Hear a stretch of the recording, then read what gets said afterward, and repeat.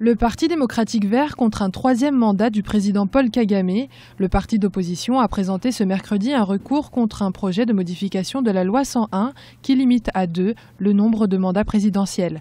Le projet serait à l'initiative d'une pétition signée par 6 millions d'électeurs rwandais pour la révision de la loi afin de permettre au chef de l'État de briguer un troisième mandat en 2017. Cette pétition concernant le fait que Kagame devrait se représenter pour le troisième mandat, bien évidemment tout ça pour nous dans l'opposition, c'est une mascarade. En fait, c'est le FPR lui-même, le parti du président, qui organise tout ça.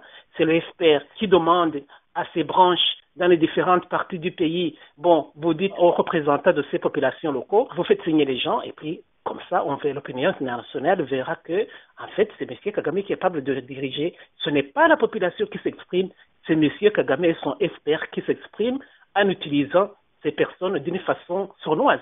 Mercredi 8 juillet, le parti d'opposition s'est plaint de sa difficulté à trouver un avocat pour plaider le blocage d'une éventuelle réforme de la Constitution rwandaise. Déjà 5 avocats ont refusé de porter le dossier. Les observateurs y voient la main du parti au pouvoir.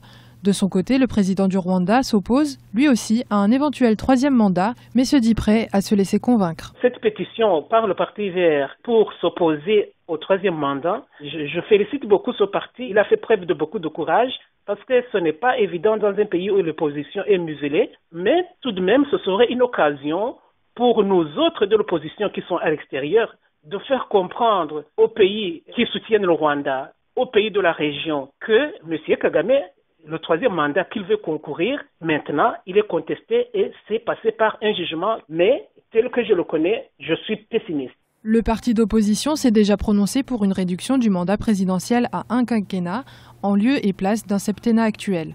L'avocat représentant le parti étant absent à l'audience du 8 juillet 2015, la séance a été ajournée au 29 juillet 2015.